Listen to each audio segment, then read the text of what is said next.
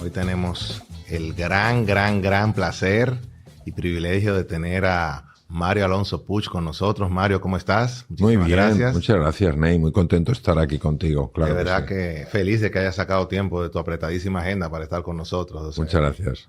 muy honrados, muy honrados. Yo también de estar con vosotros. Bueno, pues empecemos. Primera pregunta que te tengo es la siguiente. ¿Cuáles entiende que son los obstáculos que impiden a las personas alcanzar una vida plena? Y más que eso, ¿qué estrategias nos propones para superar esos obstáculos? Bueno, yo creo que nos viene bien aquí, Ney, recordar las palabras de un gran filósofo español, José Ortega y Gasset. Este hombre de vez en cuando soltaba algunas perlas de sabiduría bastante impactantes. Y a veces pasamos por estas frases un poquito de manera superficial y yo creo que no nos paramos a ver lo que realmente nos quiere decir. En este caso, Ortega se decía, yo soy yo y mis circunstancias. Si analizamos la frase, tiene bastante profundidad porque, fíjate, él no dice yo soy mis circunstancias. Es decir, él no está diciendo que todos los obstáculos de la vida, todos los obstáculos para tener una vida plena vengan de fuera, porque si no, todo dependería de lo que hay fuera. Si tengo suerte en la vida, pues me va a ir bien. Y si no tengo suerte, no me va a ir bien. Pero sí incluye el factor circunstancias. Es decir, no cabe duda que hay personas que a lo largo de su vida encuentran más dificultades en su camino a la plenitud que otras personas. Por ejemplo, un niño que nace en un entorno donde no se le expresa cariño, donde no se le valora, donde solo se grita, incluso se le pega, pues es un niño que parte de un entorno más difícil, objetivamente hablando, de un niño que es recibido en el seno de una familia con verdadero cariño y con verdadera ilusión. Lo importante es que él dice, Ortega se dice, yo soy yo y mis circunstancias. Es decir, que no podemos atribuir todos los obstáculos a lo que viene de fuera, a lo externo, a lo circunstancial. Y aquí es el factor yo. Y este factor yo ha hecho que personas que han tenido circunstancias muy difíciles y pasados durísimos hayan sido un ejemplo para la humanidad.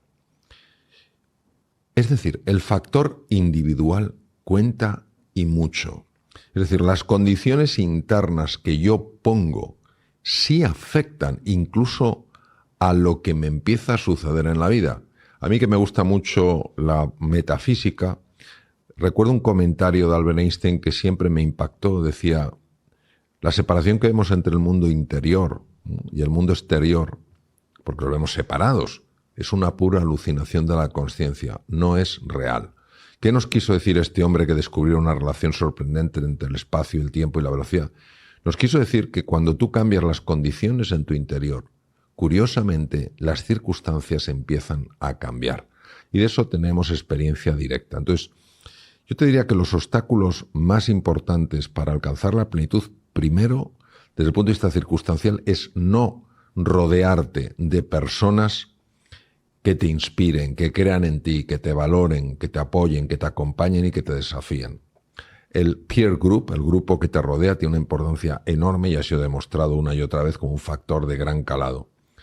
Pero el segundo elemento es que tú te creas que si tomas responsabilidad sobre tu vida, si no juegas el papel de una víctima, anclada en la queja, pobre de mí, con estas circunstancias, ¿a dónde voy? No tengo estudios, no tengo preparación, vengo de una cultura si tú no tomas responsabilidad, nada va a suceder aunque estés en las mejores circunstancias. Entonces yo diría que el gran desafío para alcanzar la plenitud desde el punto de vista personal es jugar el papel de una víctima, no tomar responsabilidad y decir, muy bien, estas son mis circunstancias.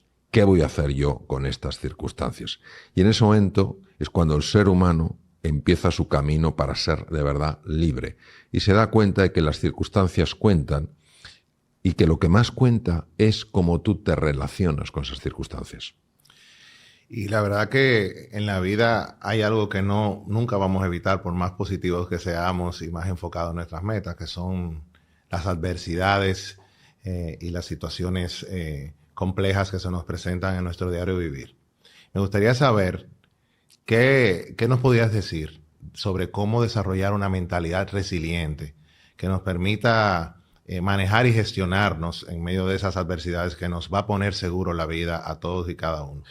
Bueno, primero me gustaría hablar de las adversidades. Y aquí me viene una historia del mundo sufí. El mundo sufí es el mundo místico del Islam, ¿no? El máximo representante es Mevlana, Rumi. Dicen que había un campesino que tenía un hijo y eran una familia pobre, pero él quiso emprender pues, un negocio, y el negocio que quiso emprender fue la cría de caballos, pero no tenía dinero y no tenía ningún caballo. Y entonces pidió a todos los vecinos un poquito de ayuda y entre todos, aunque fuera un poco a regañadientes, al final le dieron suficiente dinero y compró un caballo, un magnífico caballo. Pero un buen día el caballo se escapó, saltó el corral donde estaba encerrado y se escapó. Y entonces los vecinos, qué mala suerte has tenido, pero qué mala suerte. Eras pobre, tuviste un sueño, te ayudamos y ahora tu caballo se ha perdido. Y él dijo, buena suerte o mala suerte, quién sabe. Unas semanas después aparece el caballo con un montón de caballos. Es decir, aquel magnífico caballo atrajo caballos salvajes a aquel corral sencillamente porque le habían alimentado y de alguna manera había tomado un poco de afecto. Y en ese momento el campesino se encontró con que ya tenía no un caballo, sino 10 caballos. Y todos los vecinos le fueron y le dijeron, pero qué buena suerte. Eras pobre y ahora eres rico, ahora tienes 10 caballos. Dice, buena suerte, mala suerte. ¿Quién sabe? Uno de sus hijos, bueno, su único hijo en este caso, su único hijo monta en uno de los caballos salvajes intentando domesticarlo, se cae, se fractura una pierna y se queda, pues francamente, bastante dañado. Poco tiempo después, el rey de ese país declara la guerra al país vecino y entonces van a buscar a todos los jóvenes para alistarles como soldados en la guerra. Y van reclutando a todos los jóvenes de aquella aldea, pero al llegar donde está el campesino y ver que el hijo tiene esa fractura y esa dificultad para andar, le dejan. Entonces, al final, ¿qué es buena suerte? Mala suerte. Es difícil. Hay muchas veces que se nos cierran puertas y se nos abren caminos. Yo que, como sabes, Ney, he ejercido la cirugía general y del aparato digestivo 26 años, no deja de sorprender cuando hay enfermos que te dicen, doctor, esta enfermedad es lo mejor que me podía haber pasado. Y te quedas un poco diciendo, pues si has tenido muy mala suerte, por decir una manera. Y dice, porque me he dado cuenta de lo que era realmente importante. Ya ha empezado un proceso de reinvención en mi vida. Entonces, yo creo que no podemos ver nada separado de nuestra relación con eso. Todo es una relación. Y cómo me relaciono yo con una cosa afecta profundamente a lo que esa cosa supone en mi vida.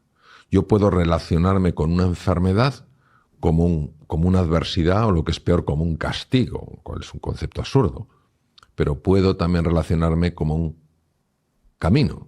Yo puedo relacionarme con esa enfermedad desde un por qué a mí en este momento, soy una persona joven, no tengo ningún vicio, soy buena gente, o puedo relacionarme con un para qué aparece la enfermedad en este momento de mi vida. Entonces yo creo que a mí personalmente en los momentos difíciles que he pasado, tanto personalmente como profesionalmente, lo que más me ha ayudado a ser resiliente, en la medida en que haya podido serlo, es encontrarle un sentido, que es diferente a encontrarle un significado. Un significado es mi forma normal de interpretar las cosas. Una enfermedad, el significado que tiene es una desgracia. Que se te escape el caballo, el significado que tiene es una desgracia. Que se te rompa tu hijo la pierna, el significado que tiene es una desgracia. Pero hay algo que va mucho más allá del significado, es el sentido, y esto te lo da la vida. Entonces, nosotros desde nuestro intelecto no podemos entender el sentido, sí podemos orientarnos con él. Tú fíjate, por ejemplo, en el campo de la enfermedad, que es una de las mayores, podríamos decir, entre comillas, adversidades que le puede pasar a una persona, el significado es, esto es una desgracia, ¿por qué a mí? ¿Por qué a mí? Mientras que el sentido es, ¿para qué yo? ¿Para qué yo? Entonces, es caer en la desesperanza o abrirte al misterio. Entonces, yo creo que en la resiliencia, uno de los elementos más importantes, es decir, la capacidad, recordemos que resiliencia es la capacidad de volver una vez que ha sido deformado. Es como una pelota de tenis. Tú tiras una pelota de tenis contra el suelo, la pelota se aplasta pero no revienta, luego vuelve a su forma habitual. Si tú tiras un vaso de cristal al suelo, se rompe porque no es resiliente. A mí de las cosas que más me ha ayudado ha sido entender que aunque yo no lo comprenda, hay un sentido en todo lo que me sucede. Y esto hace que me relacione con eso, no desde el rechazo, no desde la ira, que es una emoción devastadora, no desde el miedo o desde la culpa, sino desde el interés y la curiosidad, a ver qué se me abre aquí. Yo recuerdo hace muchos años, tuve una experiencia maravillosa en los Estados Unidos, en un hospital. Querían que yo dirigiera el único hospital que había fuera de los Estados Unidos, con este nombre, es uno de los hospitales más prestigiosos del mundo. Y cuando yo fui al lugar, al otro país donde se iba a montar este hospital y se estaba montando, me encontré con una persona que no le hacía nada de gracia que alguien tan cercano al hospital en Estados Unidos, en mi caso, pues fuera el jefe de cirugía oncológica del nuevo hospital. Y todas las ayudas, todo el afecto, todo el apoyo que recibí en Houston, en concreto, se convirtió en todo tipo de enfrentamiento por parte del director de ese hospital fuera de Estados Unidos. Y yo en aquel momento realmente no podía entenderlo porque no había ninguna argumentación desde el punto de vista médico o personal, porque yo de hecho lo acababa de conocer a mi vuelta a Estados Unidos. Era sencillamente que a él me dijo literalmente: sé que has caído muy bien en los Estados Unidos, aquí las cosas las vamos a hacer de forma diferente. Entonces, claro, yo decidí no colaborar con aquel hospital y en España, y curiosamente, hoy, gracias a que tuve ese obstáculo, tomé una serie de decisiones que han sido cruciales en mi vida. Entonces, ¿qué te ayuda en ese momento? No preguntarte por qué, porque este señor a lo mejor quiere meter a otra persona, así de claro, sino ¿para qué aparece esto en mi vida? Cuando tú entiendes que en la vida no hay casualidades, sino causalidades, e intentas alinearte con eso, no digo que el dolor desaparezca, lo que pasa es que el dolor, cuando tiene un sentido, es mucho más llevadero, porque tiene una razón de ser. Quiero que imaginemos el caso de un poco extremo, de un padre, una madre, que le quieren donar un riñón a su hijo porque el crío lo necesita, ¿no? Obviamente tiene que pasar ese padre, esa madre por una cirugía, imaginemos que son compatibles desde el punto de vista histológico, tienen que pasar por esa cirugía que es dolorosa, pero el hecho de que lo hacen por su hijo hace que lo lleven de una manera radicalmente distinta. Entonces, esto lo explica maravillosamente bien Viktor Frankl en su libro, a ver, desde otro ángulo, porque él habla en otro contexto, El hombre en busca de sentido, ¿no? Y él dice que entre lo que te pasa y lo que tú haces en base a lo que te pasa, ahí está un espacio en el que tú eliges tu respuesta. Y yo creo que esa es la clave. En la resiliencia, la clave es encontrar un sentido, un para qué.